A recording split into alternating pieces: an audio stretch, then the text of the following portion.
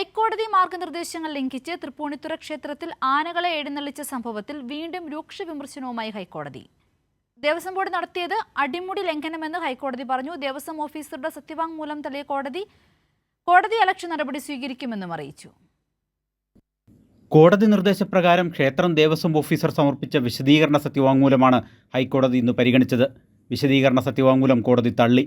മഴയും ആൾക്കൂട്ടവും മൂലമാണ് മാർഗനിർദ്ദേശങ്ങൾ ലംഘിച്ചതെന്ന വാദം അംഗീകരിക്കാനാവില്ലെന്ന് ഡിവിഷൻ ബെഞ്ച് വ്യക്തമാക്കി. ദേവസ്വം ഓഫീസർക്ക് മതിയായ വിശദീകരണം നൽകാനായില്ലെന്ന് കോടതി വിലയിരുത്തി.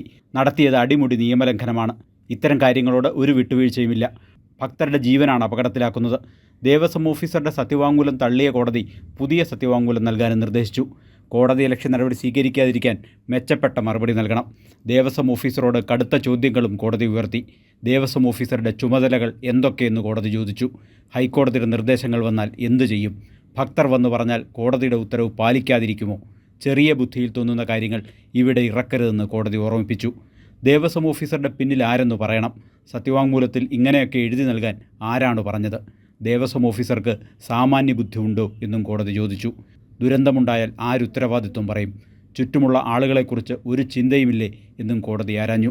ഇത്തരം കാര്യങ്ങളോട് വിട്ടുവീഴ്ചയില്ലെന്ന് വ്യക്തമാക്കിയ കോടതി അലക്ഷ്യ നടപടി സ്വീകരിക്കാതിരിക്കാൻ കാരണമുണ്ടെങ്കിൽ ബോധിപ്പിക്കാനും നിർദ്ദേശിച്ചു. കേസ് പിന്നീട് കോടതി പരിഗണിക്കും. കൈരളി ന്യൂസ്, കൊച്ചി.